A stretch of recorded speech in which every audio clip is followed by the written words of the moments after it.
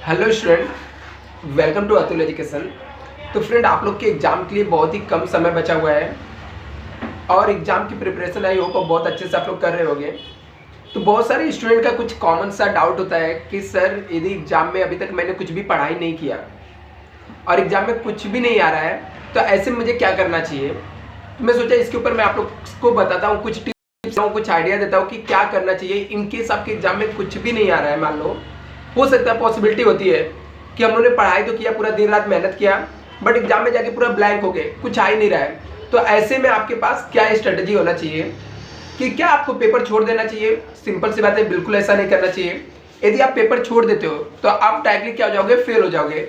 But यदि आपके पास कुछ ट्रिक्स रहेगा, कुछ मैं आपको टिप्स बताता हूँ, उसको यूज करोगे तो एटलीस्ट आपको कुछ ना कुछ तो आपको हेल्प मिलेगा, जिससे आप क्या हो सकते हो, पास हो सकते हो। अभी सबसे पहली बात तो आपको करना क्या है, एग्जाम में आप भूलो नहीं, इसके लिए आपको क्या करना चाहिए, पहले से आपको प्रिपेयर चाहिए। जैसे एग्जाम के एक दिन पहले पूरे रात भर आपको पढ़ाई नहीं करना चाहिए, मेरा ऐसा मानना है। बट इन केस यदि आप हमेशा से पढ़ते आ रहे हो, पूरे रात नाइट मार के पढ़ते हो, तो आपकी चॉइस है। बट मेरी बात मानना क्या होता है कि पूरे रात भर यदि हम लोगों ने पढ़ा है तो हमारा माइंड क्या होता है, थक जाता है, हम लोग नींद कंप्लीट नहीं हुआ रहता, तो एग्जाम में जाने के बाद हम लोग क्या हो जाते हैं, ब्लैंक हो जाते हैं। दूसरा, हम लोग को ऐसे क्यों होता है कि यदि हम लोगों ने क्या किया, कोई आंसर को रट्टा किया, याद किया एकदम, और वो क्या होता है, वो फ्लो में यदि याद रहता है तो हम लोग को याद आता है। यदि फ्लो का कोई भी लाइन हम लोग स्टार्टिंग की लाइन भूल गए तो हम लोग को नहीं आता है, तो ऐसे मोस्ट प्रोबेबिलिटी आप क्या करो, पूरा भूल जाओगे।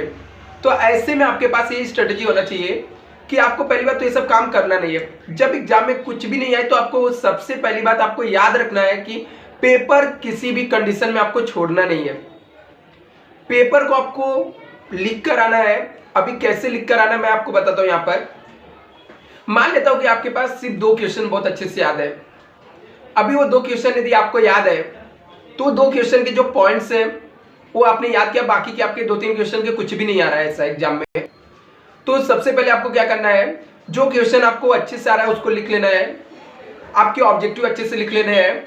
अभी जो क्वेश्चन नहीं आ रहा है उसके अंदर क्या करना है, आपको जो क्वेश्चन याद है उसके पॉइंट को मिक्स कर करके क्या करना है, लिखना है।